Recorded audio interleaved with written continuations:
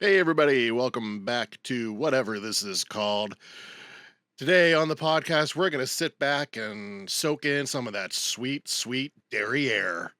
We're talking about the first episode of It. Welcome to Derry. We're going to spoil it. We're going to talk all about it. I am Scott Taylor, here as always with Steven Garcia. Steve, how are you doing? Fantastic. Excited to talk about this. This is kind of yeah, I enjoyed it. I like the look of it. Yeah, I can't wait to get into this. How are you? Good, good. Yeah, I watched we'll try to be doing this every week. We're old men, so we may not watch it live on Sunday night and get it out to you on Monday. We may not be the first word in Welcome to Derry, but we'll be a word. So make sure to look for future episodes. But yeah, we talked about the preview. We have an episode where we kind of watched the trailer. We've talked about Stephen King on the podcast, did a whole episode about our favorite Stephen King stuff and what works and what doesn't. So let's jump right into Derry. What are your thoughts? I think there's a hint of like the Salem's Lot that came out last year on HBO.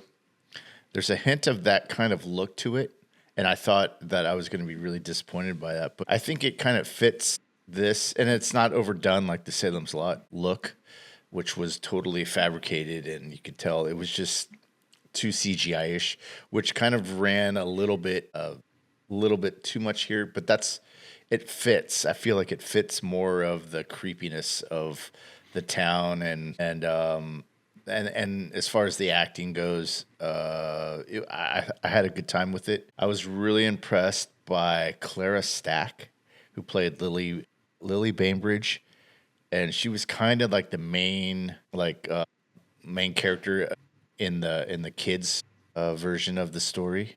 And overall, I thought it was really good. I thought there's some things I have problems with, but nothing too big, and I enjoyed it. And the twist at the end was really, I didn't see that. I thought it was going to be sort of like some sort of dream or some sort of fantasy, but no, I don't want to get too much into it yet. But yeah, what did you think?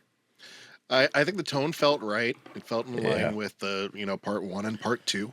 yeah, Visually, it looked almost exactly the same, right?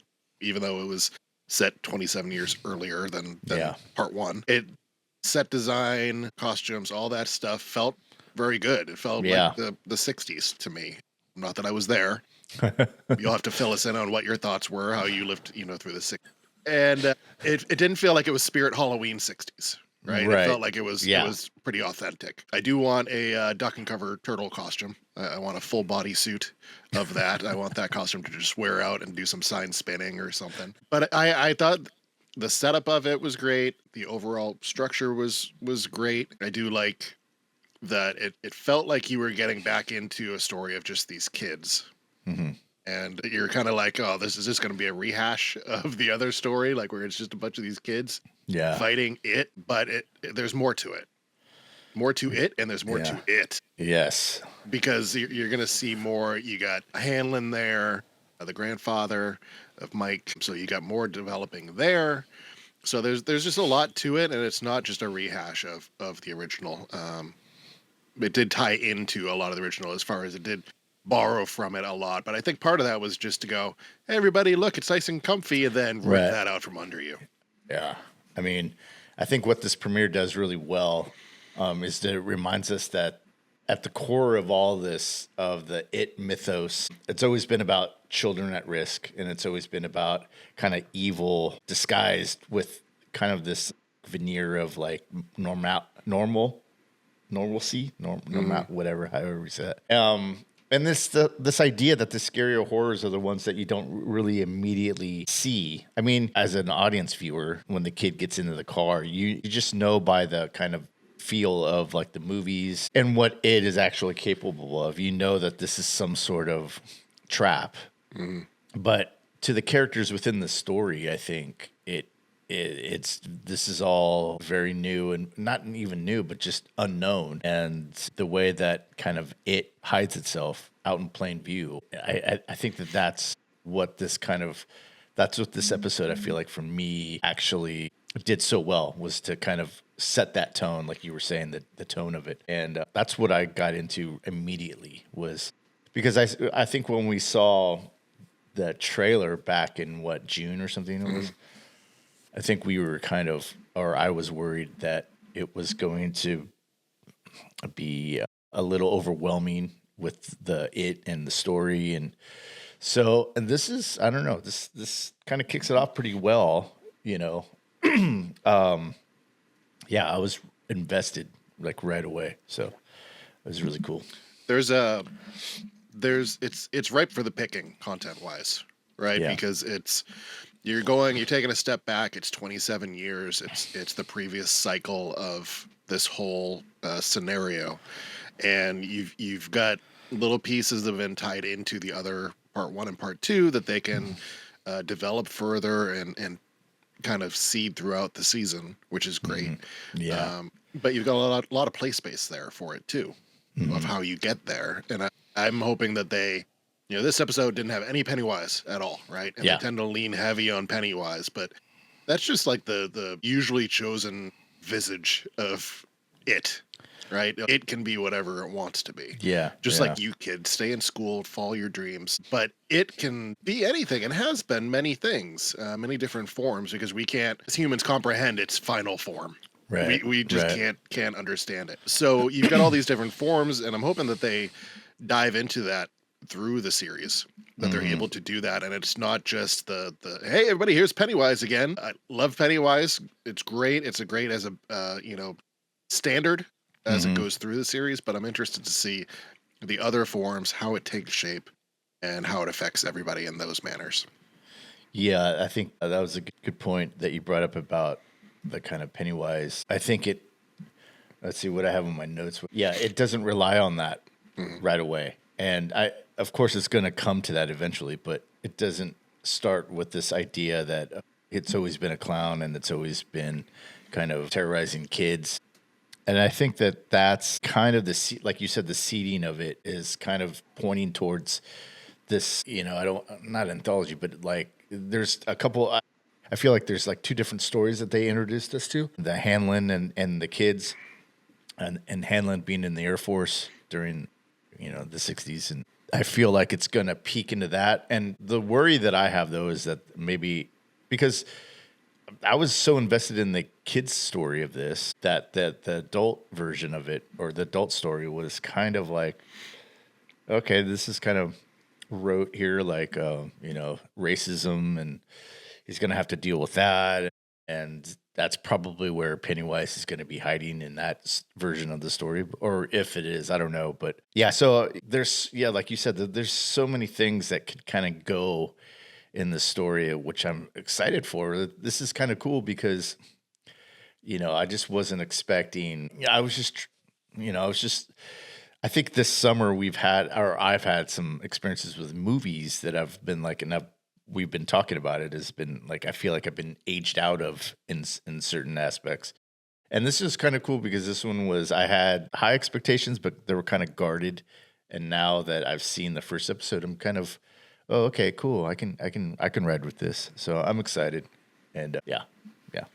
I think one thing they do with all of the part 1 and part 2 and the source material, I think that it builds you into some empathy for each character, right? They started really well with giving you that. With each character, you get hit with something that you're like, okay, I can relate to this person, or I can feel what they're feeling, like I can understand where their plight is. And they do that really well to get you invested really quickly. Yeah. I think that using kids is always easy, right? Yeah. You can make people feel sorry for a kid, or happy for a kid, even if they never went through that same experience. Although everyone's gone through the experience of being a kid, but just different experiences as a kid. Right. So I think you've got that a lot done really well in this one.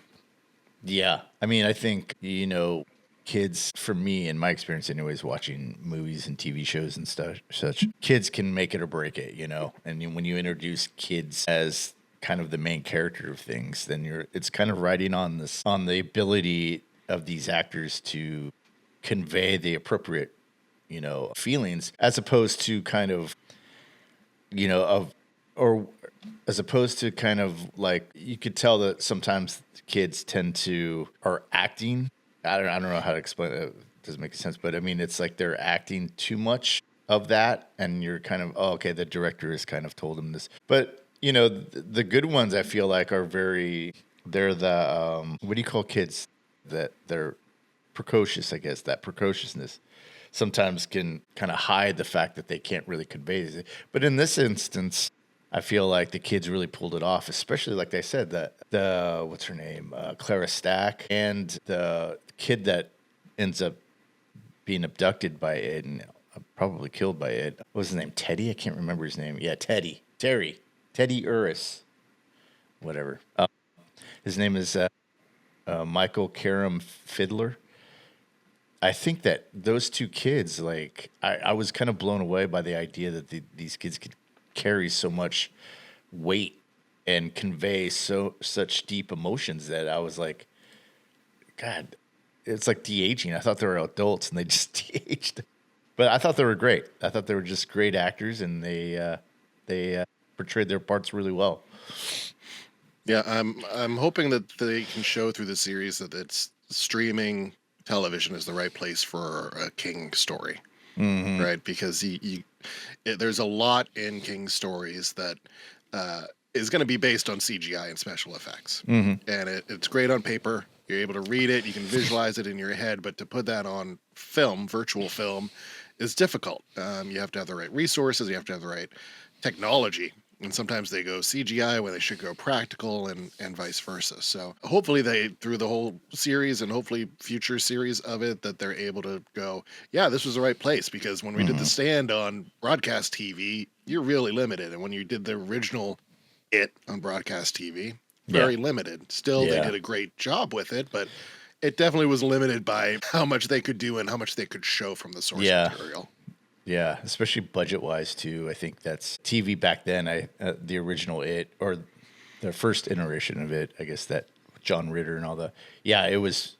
You could see the limitations of the budget, and I think the acting was great for the TV version. That's what made it so great. But yeah, I think this is kind of, and I wanted to kind of get back into that CG kind of aspect of it, and again with the Salem's Lot, when I watched that last year, so much of the CGI kind of pulled me out of it.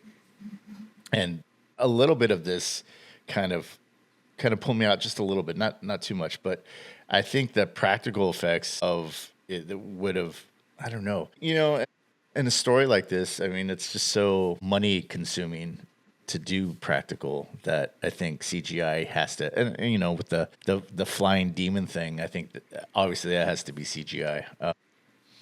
But it was. I think the CGI part of it is kind of touch and go a little bit for me. But like you said, I think with King stories, there's a lot of girth to it. There's a lot of stuff that's like, it may seem like it's just about this and that, but there's a lot of what is it? There's just a lot of subtext, and all that stuff, and to kind of pack it in, like you said, to a streaming series is, I agree with you, is like the perfect kind of vehicle for this. Because I think that Salem, I always tell you, Salem's Lot is the perfect thing for a streaming series. And just because it has so much to tell, and it is probably double the story that Salem's Lot is. And so to have this be kind of the vehicle to tell more stories from it is perfect. So I agree with that. Yeah. Yeah, I'm excited for the next episode. I'm excited to see where it goes because of all that kind of source material. It is a chunker. It's a spider killer of a book. Yeah. Like it is thick. And then it was surprisingly, for me, I remember it being kind of a fast read. I was surprised by that when I was younger, because I was like, this is going to take me forever to read. But as soon as you get into the story, you're just pulled along, and that's the thing with Stephen King books, is that that's his appeal to me, anyways. Is that it kind of can start off a little slow burn, but then all of a sudden something happens, and then all of a sudden you're at the end of the story, and you're like, oh wow, that's it. And so yeah. It's a lot of building. It's a lot of details. We talked about, I think the original time we watched the trailer, we talked about how, the person that offs themselves in the bathtub, right, when they're an adult and they get the call, hey, come back, Stanley. And there's just pages and pages about his life, and where after he left Derry and what he did, and his wife and his wife's parents and his jobs, and just so much there that you can't get in a made for TV series, but maybe for a streaming series like this, maybe those types of things they can get more into Yeah. with Yeah. characters. It gives you that more space to develop. Yeah. Yeah, definitely.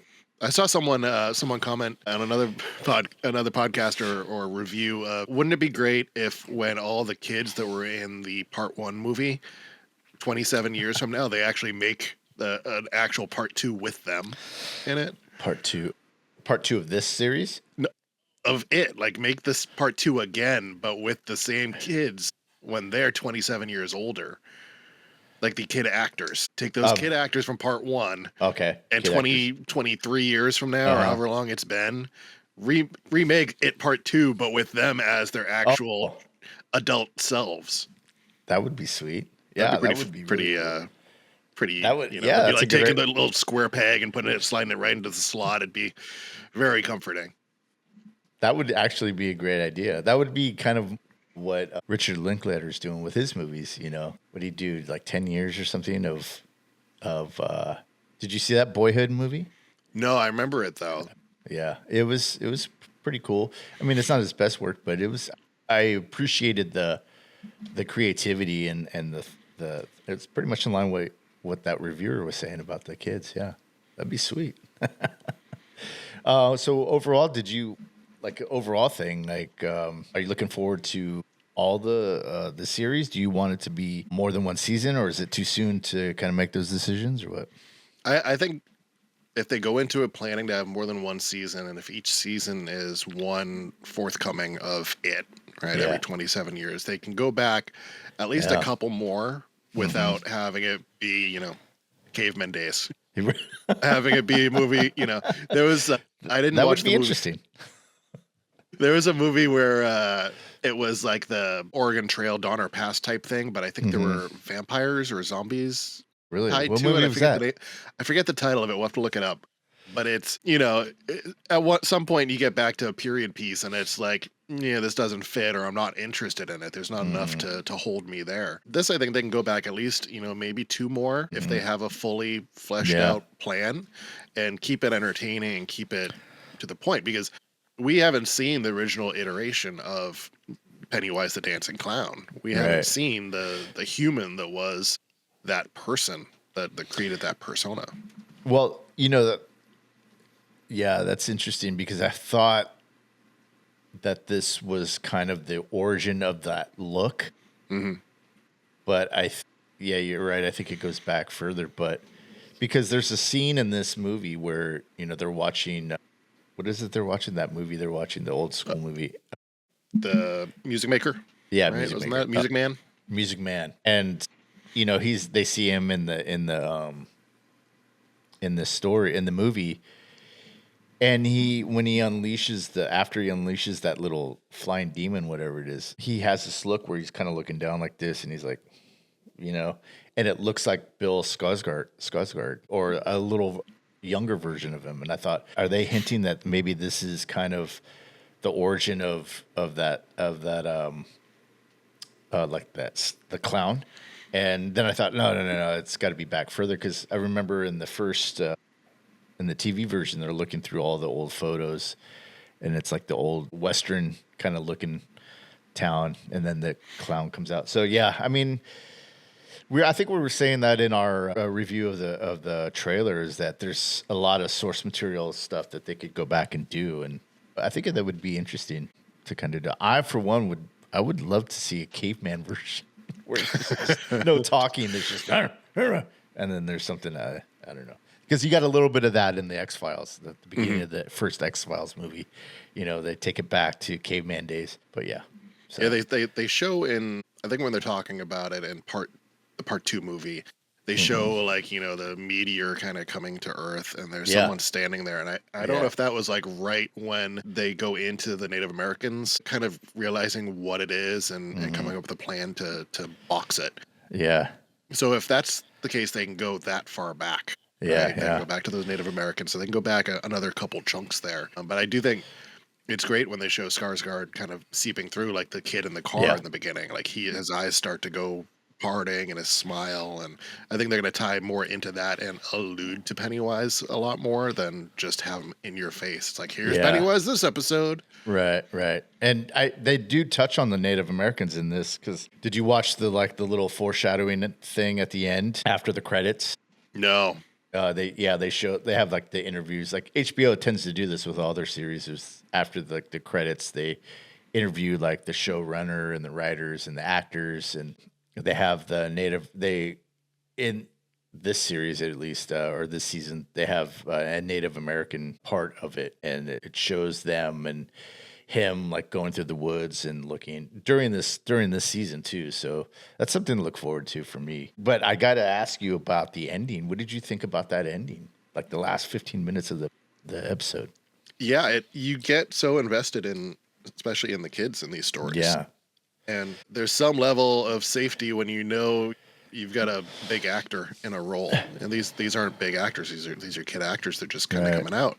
Yeah. So you really should be ready for anybody to go at any time, except for Hanlon, because he's the grandfather. Yeah. That's one thing about doing prequels is some of it is already preset, and you don't have that level of fear that they're going to be after. Yeah. What's going to happen with them? You can kind of see their trajectory. With this, it's going to bring new characters, so they can do whatever the hell they want. They can just pull the rug out from under us and go, these people are dead, and that's what they did. Yeah, I was taking like I said before, I thought it was some sort of fantasy sequence or something, or where they would walk out and everybody would still be alive.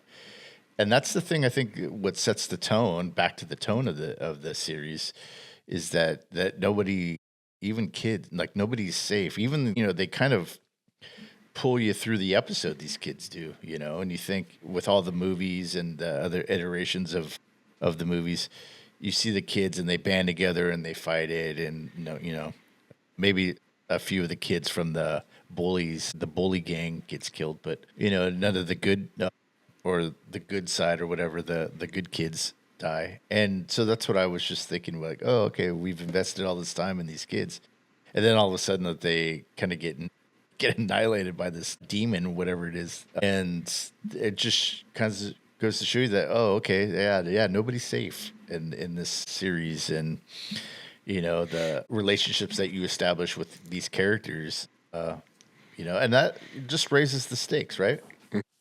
Yeah. Yeah, So you can never tell kind of what's real and what's fake and what's physical and what's mental in this series. And I watch a lot of weird stuff right before bed, which is probably why I can't sleep well some nights. But one thing the other night was talking about aliens, and like, if aliens exist and if they came to Earth, what are the odds? Like, what type would they be? mm-hmm. Would they be the grays that you've seen? People say they've seen the gray aliens, the big eyes, the typical Right. triangle kind of head. But odds are, it's not going to be that. It's going, because flesh doesn't travel well. Yeah. So odds are it's something that we don't even know. It's some sort of, it's like the gel from Ghostbusters 2, and you put it in the toaster and the toaster's dancing. Like, it's something that is just connected to itself, and it shape shifts and it just moves all over the place. It's not just one sentient being, and that's kind of what it is, right? It's something that's older than time, and it can shapeshift, and so it can be physical things. But the story, you get what's in their head and what's actually physically there. Like, she's probably not seeing a finger coming up. There's probably not literally a finger coming up from the drain pipe. That's in her head. But this demon baby, that's real. Yeah, and that's you make a good point with the carbon-based life doesn't travel well, and I think. And I love Star Trek. I will watch anything Star Trek, but that was the one thing I didn't like about the Star Trek thing was everything they visited, every alien was kind of humanoid in appearance. They just had maybe a third eye, or maybe they had bigger heads. Wrinkles on their cheeks. Yeah. And this idea of kind of an alien thing being like not. It's like that. Did you ever see that movie Life with Jake Gyllenhaal and Ryan Reynolds? Yep. So something like that, where it's just it can survive in space. It's going to fight for its life, but it's just all about survival and being defensive, and that's what I would think about if anything was kind of traveling through space for long periods of time. So I mean, I think that Yeah, it's just a great point because that's the thing I think what carries on the whole storyline is that this idea of that this is just evil and it's not necessarily like thinks like us or has any kind of it feeds on different things than we do, So in this case, it feeds on our fear and other things like that. So yeah, let's see. I had a couple questions that I kind of how much do you think the show will lean into the I think we kind of already answered this a little bit, but how much will the show lean into the shape-shifting nature of evil rather than the singular clown? Do you think it's going to take that road more than it will take the clown, or do you think, because I have this feeling that he's not going to show up in the clown form until like the end, or the ending couple episodes, because I think that's probably right. Yeah. I think that they'll put hints to it, like the smiling and the eyes. They'll do that sort of thing, but I don't think we're going to see a whole ton of Pennywise. Yeah. I haven't gone through and looked at like the episode list and the I want to say staffing, but the casting of who's in it, and see if Skarsgård is in specific episodes listed in specific portions of the series. I don't think that they're going to dive into it just being Pennywise there, because the kids are already scared by this demon baby, right? You don't need to lure them in by a clown. Like they're already lured in. Yeah. And that's, I think oh wait, what was I looking at? Let me pull this up real quick, 'cause I'm on IMDb right now.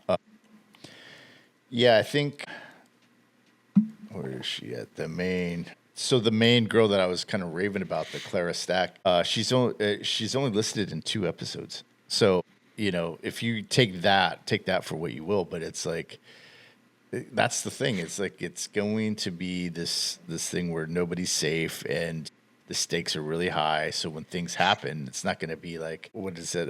Script armor, it's not going to have any of that kind of stuff. And so that's what really kind of excites me about where they're going to take this, because just by listing that, and it may be like they're just listing like after the second one, if she's in more, then they'll say 3 and then they'll say 4, So it could be just kind of a zigzag thing. But well, they also don't in 1 and 2, when these cycles happen, it's almost like we're thrown in when there's a bunch of missing posters. Yeah. Right. And we're thrown in and there's a bunch of missing posters, and we're with the kids who are now dealing with all these people are missing. We're the only ones that realize that all these people are missing. Someone close to us have now gone missing. Yeah. We have to figure out what's going on because the adults aren't going to do it. Yeah. I feel like in this episode, nobody is missing except for the one kid, the pacifier kid. Right. And nobody's really cares. Like, he's gone, but you don't see all these other kids missing. So it's fair to say that maybe the people we're seeing are the kids that are now going to be those wanted posters and missing posters. And then we're going to see a new group of kids that actually are the ones that have to do the legwork against Pennywise. That's a good call. You should be a showrunner, dude. That's a good idea, man.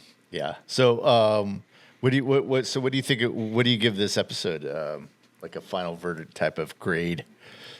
It's tough to not be skewed by the previous movies, and I feel like if you just came into this and you weren't a fan of the prior 2, you're gonna be like, it's okay, it's fine. I mean, if you like that sort of mystery, but you might be like, it's a little on the nose with the gore and what's going on. I would say, as a fan of the other stuff, it's probably a solid 4 out of 5. It's not amazing, it's not earth shattering. Talking to my wife afterwards, she's like, yeah, I'm like, I appreciate anything that's in that universe, just getting more of it. Like we talk about, we love what we love, and we want to see more of it. And she's like, yeah, I don't really feel that way. Like this was okay. I'll probably still watch the rest with you. Yeah. So I think you actually have to have that fandom to say this is something good and worth continuing. That's true. I never thought of that. Yeah, because I always just thought that. Yeah, I go into things like movies and TV shows that if I like it and I think it's really cool, then, oh, cool, everybody else is going to think that. Just, I don't know why. That's a default, probably a weakness of mine. But yeah, I think that if you have seen Stephen King stuff, then you know what to expect in terms of the gore and in terms of the kind of evil and creepiness, because a lot of his stories are about good and evil and kind of the shades of evil and where it hides and you know. So yeah, if you're a fan of Stephen King, I think you're going to be a fan of this for sure. But even if you're not, and you just really like, if you like, you know, kind of like thriller type horror stuff, I think you'll like this one. I think it kind of lays the groundwork. Again, you're right. I think it kind of, when it lays the groundwork, it's laying the groundwork in a type of Stephen King type of way.